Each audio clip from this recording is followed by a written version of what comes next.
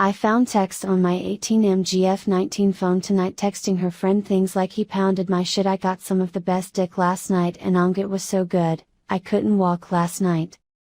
I'm disgusted. It was her ex, whom I've always felt inferior to, like she just hadn't gotten over him even after over a year. I'm distraught. I don't even have anyone else in my life. RN. My two best friends cut me off over something stupid a few weeks ago. I just moved into uni and I have only really clicked with one guy friend. My family and I don't even get along nor communicate much. I lost my confidant, my support system, and my best friend all in one night. She's really sorry. I saw her crying when she didn't know I could see her and she was hitting the steering wheel over and over again. I feel bad, but like the lying and deception isn't new. I had to do it. I told her we're over, but she's welcome to try to win me back or whatever it. But fuck, this sucks. I have mental health issues and so my coping skills are practically nil and I just don't know how to cope with this. I can't eat. I can't sleep and I have class in the morning. I keep picturing the text and visualizing him pounding her and I'm just disgusted. I'm just obsessing over it and it's 4 a.m. in the fucking morning. Part of me just wants to let it slide if she does show effort at getting me back. I know in a while I'll be okay, but I just don't know how to get from part A to part B. Please help. Edit. Wow. I don't even know what to say. Guys, thank you so much for the overwhelming support. I get a new notification telling me to be strong literally every 3 seconds. I finally fell asleep at 7 a.m. and there were like 40 comments on this. I woke up and there are over 800 beautiful people telling me to be strong. Thank you so much. Reddit is such a beautiful place. In the strangest way, I feel really capable of surmounting this today as opposed to yesterday. You guys definitely played a part in that. This is the kind of stuff that makes me remember not everyone sucks. Lamau. Keep up being great in life, guys. Smile. Thank you from the bottom of my heart. Edit 2. Jesus guys. You're all a blessing. I just finished class and I've been getting notifications every 3 seconds. Going to do my best to get back to everyone. I am doing much, much better. I'm feeling freed rather than sorry for myself now. Thank you all. By far the most frequent advice was to hit the gym. I'm going to dinner RN, but I'm hitting the iron directly after. On top of this awesome wave of support from all of you, I've had a few good things happen today that are just making this so much better. My job app for a $20 an hour job teaching SAT prep was praised for outstanding qualifications. I got invited to participate in drug research here at my school. And my fucking package arrived that I've been waiting on for a week. Also, one of my friends who cut me off reached out to me. I'm doing well, thank you all, you're all a gift, much love from my corner of the internet, you're all worth a platinum in my eyes. Cheers. Edit 3, I can't believe I forgot to say, my EXGF. I did it, guys. Smile.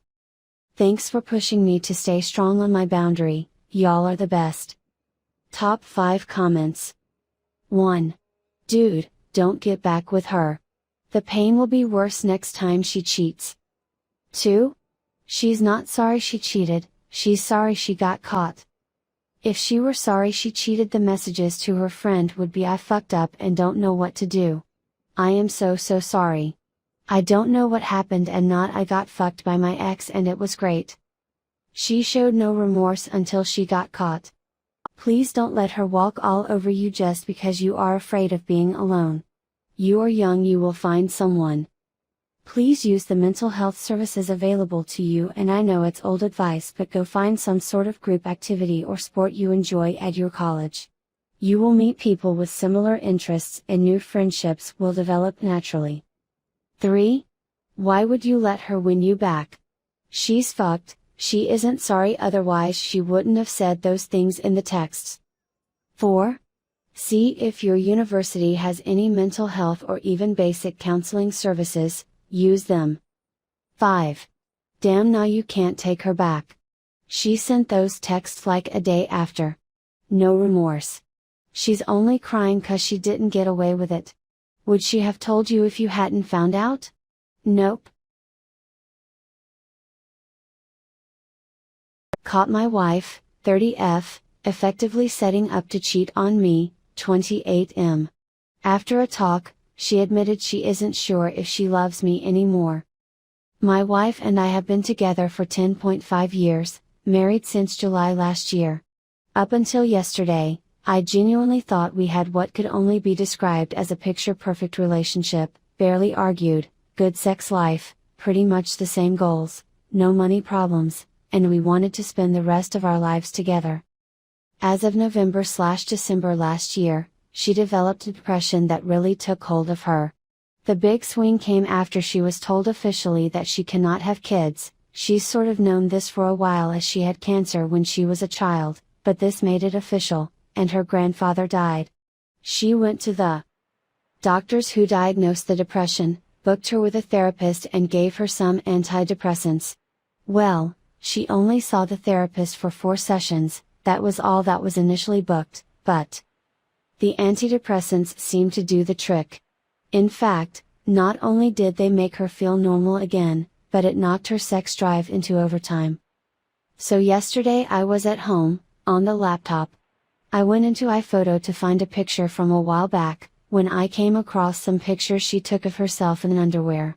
This didn't lead to any initial concerns, as I know she wanted to take some anyway, but they were initially stored in photo booth. However, one of them, of her in her bra, with some nipples showing, had been marked that it had been emailed. My curiosity was piqued. She can't have accidentally clicked email and then deleted the draft, as it said successfully emailed. She wouldn't try and save the draft for future, as it's saved on the laptop. Now, we both know each other's email and Facebook passwords. Not because of any trust issues, but we just ended up knowing them. There were never any problems with this, but with this anomaly, I had to check. So, I went into her email. And found the picture. It had been emailed, as it had said, to a male friend of hers from uni. And the conversation that preceded it effectively said, without using such words, that she was coming on to him. She called herself a self-confessed spankophile, talked about a blowjob that she owed him, in joking terms, but made suspicious by the context. She said she was going on holiday with a female friend to Turkey, and when he asked for pictures, he said that her friend wouldn't be happy with that. But she'll send him pictures of her, but that he needs to send some of him to reciprocate. This was not just a chat with a good friend that just went a little over the line, this was well over that point. I confronted her, just saying that it was marked email and implying that she could have just saved it to drafts, gave her the opportunity to confess or lie, and she lied. We had a long chat, and she admitted that she isn't sure if she loves me anymore, and she's felt like this since November/December. She did say, however, that when she feels like this, she doesn't have any love for anything. This is a symptom of depression, but I need to know how to get over this. I need to know how I can trust her again. I need to know how to stop torturing myself with the thought that if she wasn't so sloppy with covering her tracks, that she would have slept with another man. What do I do? Top 5 comments. 1. I think what it comes down to is this: she has given up. She has lost hope in whatever she dreamed of or wanted to do with you, or herself. And she doesn't want to anymore. This is not something she can articulate yet, it's just a feeling. And she's probably ashamed of feeling it, so she tries to hide it. But the feeling wants out, so it's driving her to do things you wouldn't expect. Usually it's things that you are very opposed of. The obvious example is cheating. My ex also developed a huge interest in drugs and polyamory during that time, things I'm very opposed to. So don't be surprised if she starts doing /liking/thinking about things that you absolutely hate. I have no idea how to salvage a relationship like the one you're in. Mine is over, and pretty much all the similar ones I read about in here went or are going south, too. Current example. A therapist or really any outside help seems to be a must for anything positive to happen, but usually that's not enough. The only thing I could see helping is really changing things up. And that doesn't mean just wearing lingerie in bed again, that means turning from an introvert into an extrovert, from an office job to a performance artist, or from a faithful husband into a chick magnet.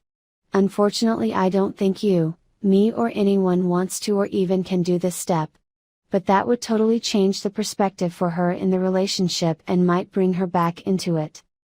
For now, I'd say you've lost her.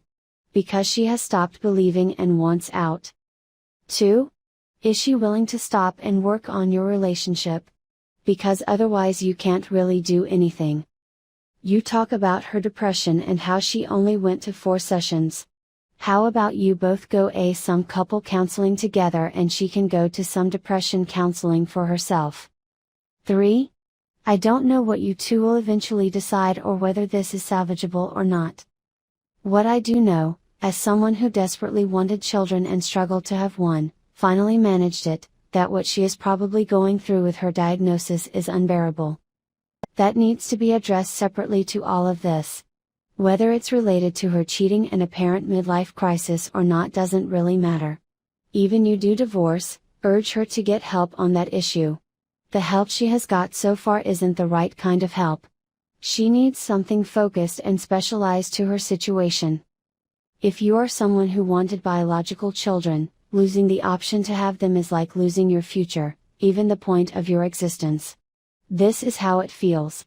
I'm not saying it's right/rational, just trying to convey the depths of what she may have been going through.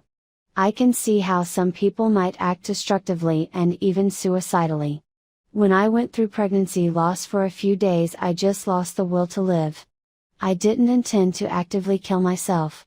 I just wanted to shut my eyes and never wake up again. But for me there was always hope. There isn't for your wife. She's done absolutely the wrong thing by you, and I don't mean to make excuses for her with that. Just that if you love, or if you loved her once, see that she gets some kind of help or support in future. 4. This may be too mercenary for some, but if you want to have kids, this is your out. I don't see why she is worth it. Granted, I don't know her or love her. But from the outside, she is depressed, lies to you, cheats, or tries to, on you, can't have children, doesn't care for you, and wants out. Oh, and you've been married for less than a year.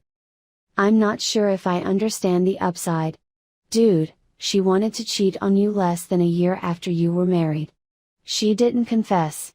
She tells you she doesn't love you. Wouldn't it be better to just move on and find someone who appreciates you and respects you and loves you?